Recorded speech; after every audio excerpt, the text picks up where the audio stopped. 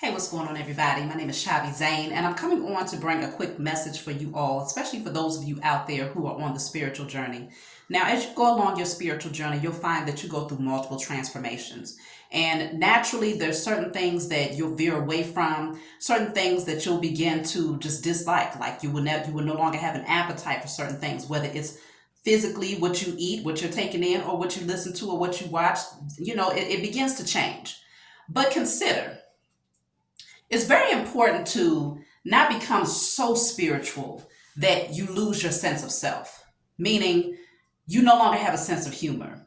Everything has to be 100% serious, and the only type of humor that you have is Bill Cosby humor, which apparently Bill Cosby has a deeper sense of humor than what he let out for the world, right? So this whole cookie cutter thing that people have where it's like, okay, well, I would never watch a Dave Chappelle. I would never listen to a Cat Williams. I can't laugh at something that really is comical, but no, because I'm too spiritual for that. It's very important to draw a healthy line, okay? Don't allow yourself to get so caught up that you become a where you're pretty much walking around like you got to stick up your ass. The whole transformation deals with you becoming the most authentic, most transparent version of yourself. That's what this whole spiritual journey is about. It's about gaining that divine connection to the Most High, of course. But you will find that certain facets of who you are, you're changing, but you're not completely letting go of every part of who you are. Some things you do still hold on to because every part of who you used to be wasn't the worst. And the things that did not serve you, you're naturally working on shedding those things. So I do find that sometimes in a spiritual community, you can get so serious that you really do lose that sense of excitement, that passion, that zeal, that youthful energy. And now it's just, we have to present ourselves to the world in this way. But behind closed doors, you really want to let loose. That would take you through a whole nother transformation, because now if you become so spiritual that you lose your sense of humor, so spiritual that, every time you walk around, you got, this serious look on your face, and it's hard to get somebody to laugh or to crack a smile, then it just lets you know there's still more work that needs to be done for sure. Because the spiritual journey is not about becoming cold.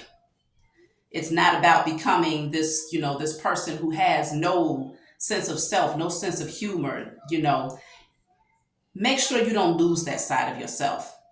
And in some instances, you probably didn't have it before you went through your spiritual transformation. And then once you went through your spiritual transformation, it actually reawakened that youthful innocence that everybody has within, reconnecting to that inner child. Okay?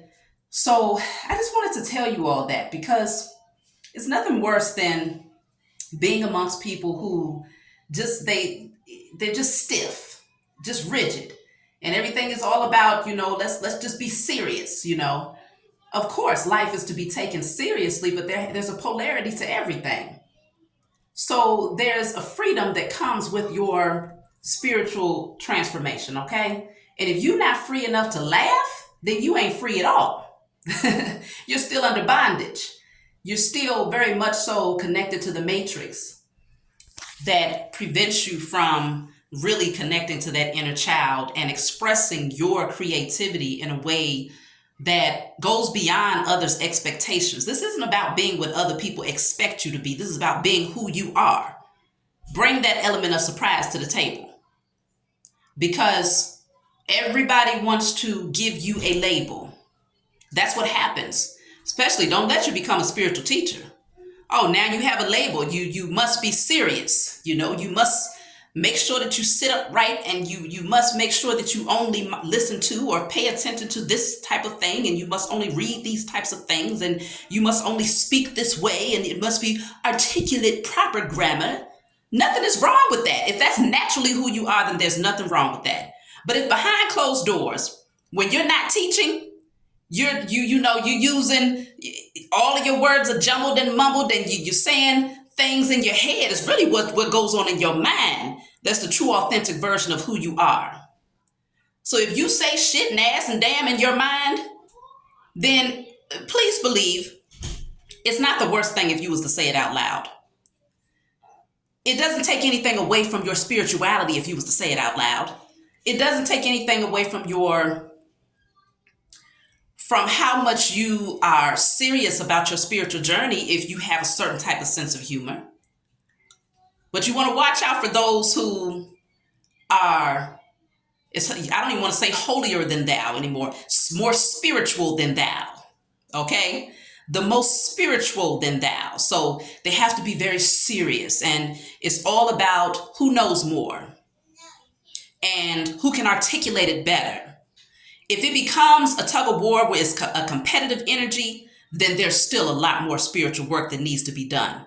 If people cannot congregate and speak about spirituality and have a sense of humor, then there's still a whole lot more work that needs to be done.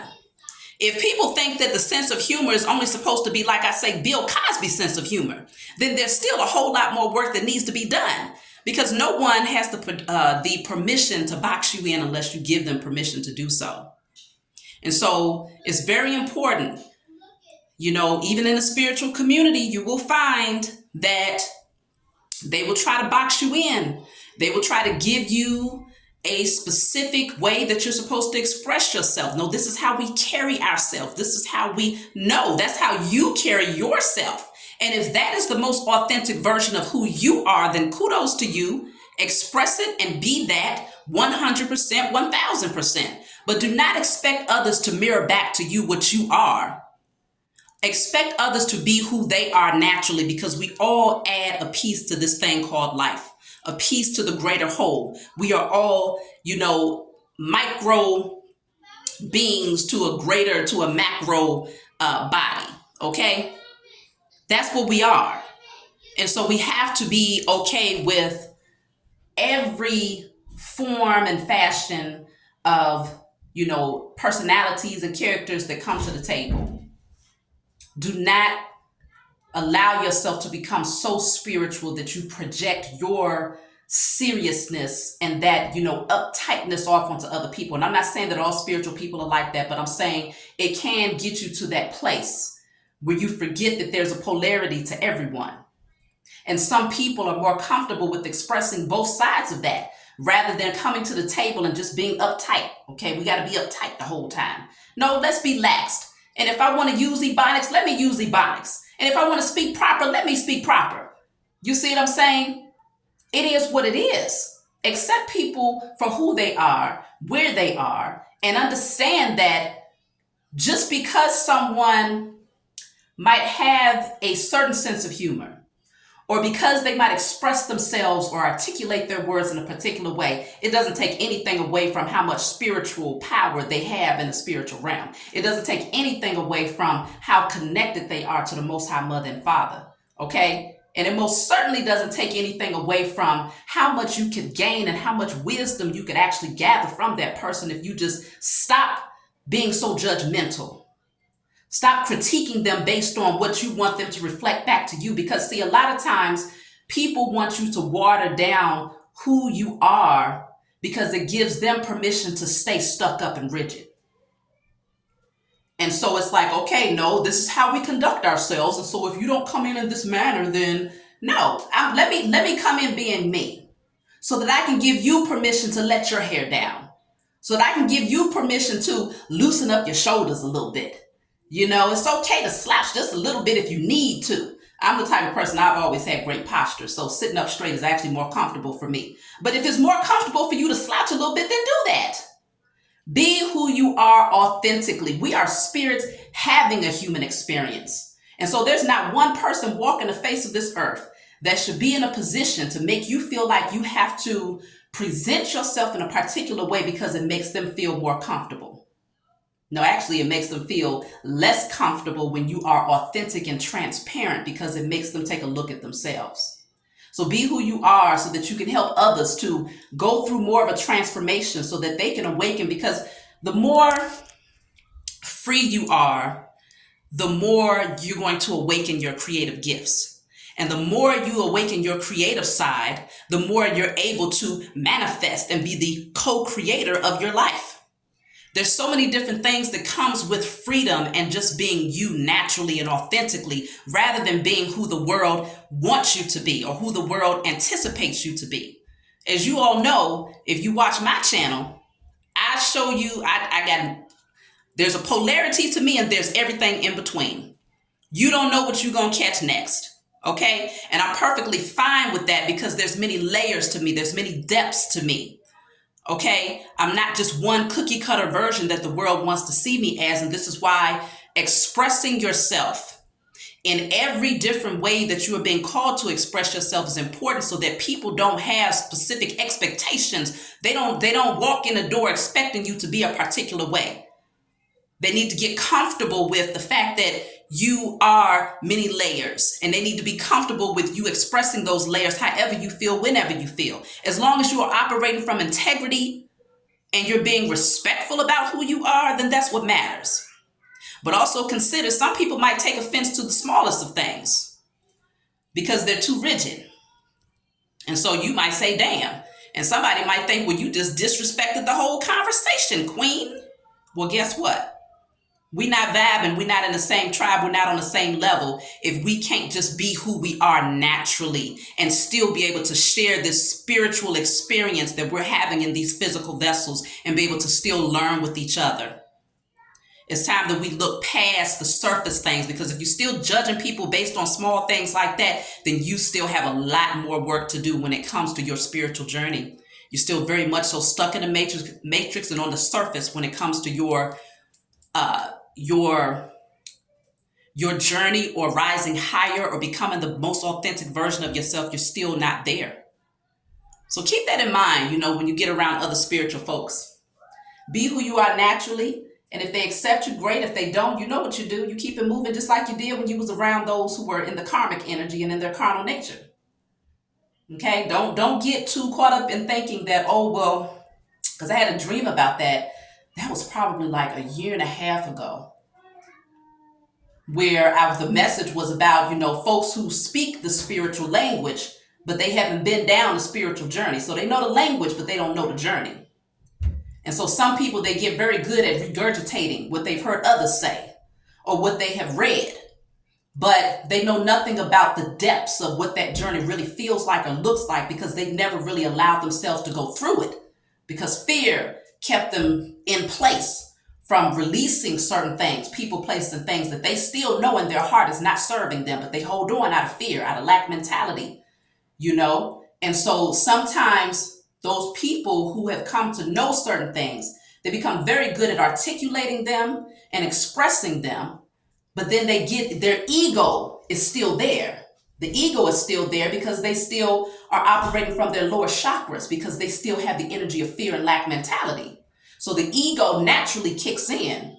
And what they would naturally do in a conversation with you is try to override everything that you say, or make it seem as if you don't know what you're talking about, or try to find ways to manipulate the conversation to where it's like, well, let me show this person that I am further advanced spiritually. The spiritual aspect of who you are and when it comes to your transformation has nothing to do with what you are able to regurgitate or what you have memorized. That's a very small, really, it has nothing to do with the journey at all. It's about being able to authentically communicate your truth. What does your spiritual journey look like? What have you been able to gather as you've gone through your transformations? What part of you did you have to die to? And what did that look like when you resurrected and came back with that rebirth? What did it look like for you? Can we talk about that? Can we be authentic about that? And if a person doesn't have much to say in terms of their own spiritual journey and awakening, it just lets you know that what they've done is they've listened to others, they've read enough, and now they're able to regurgitate those things, but they have no connection on a spiritual level. They haven't done not one thing to go through the transformation. So everything that they bring to you will be nothing but, it will be all ego-based communication. Really competitive energy to see who knows what, who knows more, who can one up the other person. And those are the type of conversations that you as a spiritual person, you don't want to even get involved in. You check out immediately. See you later. I'm out of here. Because this is about being authentic. So that's my message for you all. I had to let y'all know because as you continue to connect with others who speak the language, you'll be able to decipher the wheat from the tare, even in that community of people, because you're going to come across them, okay? So that's my message for you all. I love you. If you want a private reading, you know what to do. Email me. Please be sure to like and subscribe, and I'll talk to you all next time.